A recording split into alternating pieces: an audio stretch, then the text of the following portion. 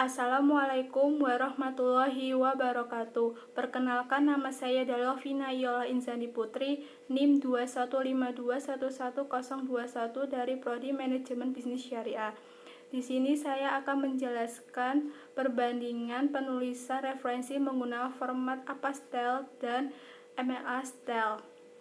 Banyak sekali format-format dalam penulisan, tapi di sini saya akan menjelaskan format kedua tersebut dalam sumber kutipan atau catatan dalam teks dan juga daftar pustaka. APA Style ini merupakan kependekan dari American Psychological Association, sehingga APA Style merupakan salah satu bentuk sitasi yang dikeluarkan oleh organisasi APA, terutama untuk bidang psikologi dan sosial. APA Style ini sering banget untuk digunakan dalam penulisan karya ilmiah maupun artikel ilmiah. Contohnya yaitu dari jenis sumber yaitu buku. Catatannya atau kutipannya yaitu misal Yuan, 1998. Dalam daftar pustakanya buku, nama penulis atau nama tahun, judul buku atau nama edisi, tempat terbit, penerbit.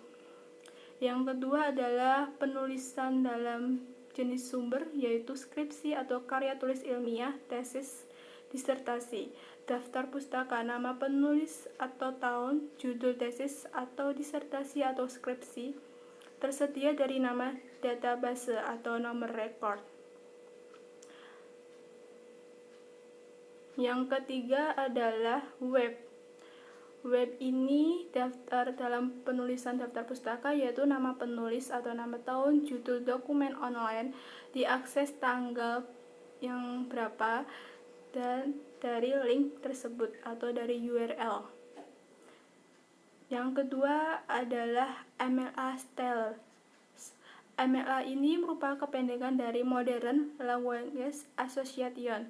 MLA Style merupakan satu bentuk sitasi yang dikeluarkan oleh MLA untuk sumber-sumber penelitian. Model MLA ini dirancang sangat sederhana untuk mempermudah penulis dalam pengutipan.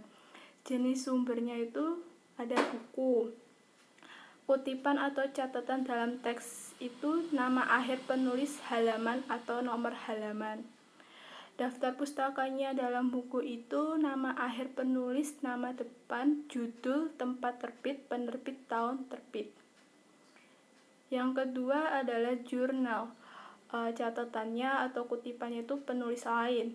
Daftar pustakanya itu nama akhir penulis pertama, nama depan, dan nama depan penulis kedua, nama akhir, judul artikel, judul jurnal, volume atau tahun, halaman. Yang ketiga adalah seminar atau konferensi. Jadi daftar pustakanya itu nama akhir penulis, nama depan atau judul paper atau makalah, judul proceeding, tempat terbit, penerbit, tahun terbit, halaman, format. Dan itu perbandingan menurut saya yaitu APA Style dan MLA Style. Jadi kesimpulannya itu MLA ini mengacu pada sistem kutipan asosiasi bahasa modern, sedangkan APA mengacu pada sistem kutipan asosiasi psikologi Amerika. MLA digunakan dalam tulisan akademik dan humaniora, sementara APA digunakan secara tertulis tentang bisnis dan sains. MLA merujuk pada daftar pustaka sebagai karya yang dikutip, sementara APA menyebutnya sebagai referensi. Dalam pengutip penulis dan editor, MLA membutuhkan nama lengkap untuk ditulis dan hanya 3 yang pertama yang dapat disebutkan, sementara APA hanya membutuhkan nama belakang untuk ditulis secara penuh, tetapi semua penulis dan editor harus disebutkan. Dalam APA, tahun karya mengikuti nama penulis dan editor, sementara judul karya mengikuti dalam MLA. Jadi itu kedua perbandingan penulisan format APA Style dan MLA Style. Jadi APA ini tuh sebagai referensi, tapi kalau si MLA ini merujuk sebagai karya tulis yang dikutip.